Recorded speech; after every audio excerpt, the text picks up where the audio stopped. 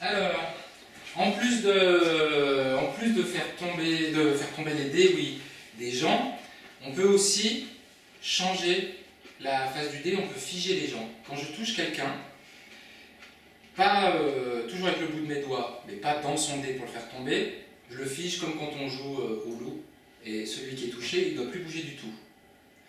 Quand la personne est figée, du coup, on peut changer le dé.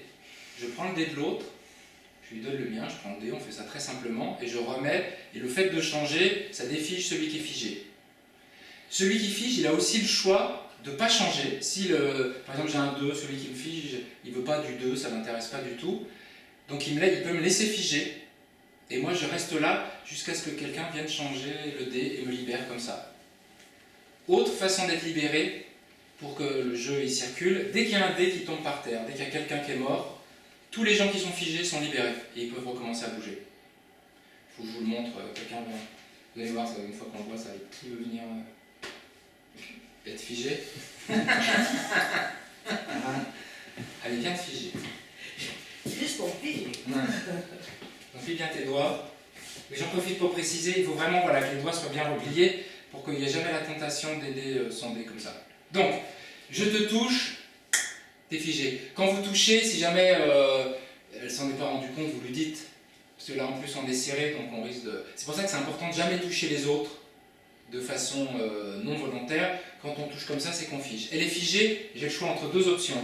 Soit le 6 m'intéresse et je change, on fait très simplement, je prends, tu prends le voilà, et chacun se le met, comme ça on est sûr qu'il est bien mis, et à ce moment-là, tant qu'on est en train de faire l'échange, les autres n'ont pas le droit de venir nous faire tomber notre dé. Dès qu'on a recommencé à bouger, on peut, voilà, moi je suis 6 maintenant, donc c'est au-dessus.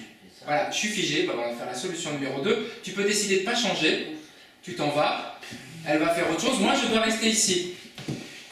Un truc hyper important, quand on est figé, les autres n'ont pas le droit de faire tomber notre dé. Ça serait très facile, évidemment, je ne peux pas bouger. Et du coup, quand vous êtes figé, il ne faut vraiment pas bouger du tout. Si vous bougez un petit peu, que vous regardez les autres, ils vont croire que vous n'êtes pas figé et ils vont vous faire tomber votre dé. Donc quand vous êtes figé, il faut vraiment être caricatural, pas bouger du tout, et jusqu'à ce que quelqu'un vienne récupérer votre dé, il change et ça vous libère, ou alors que quelqu'un tombe, fasse tomber son dé, il est éliminé et vous pouvez recommencer à bouger. Il faut écouter, ça se fait tout seul, là vous écoutez le bruit des dés, dès que vous entendez un dé qui roule par terre, vous savez que vous pouvez recommencer à bouger. On n'a pas le droit de figer les autres au début pour qu'il y ait un moment comme ça de confrontation directe. On n'a pas le droit de figer les autres tant qu'il n'y a pas au moins un dé qui est tombé.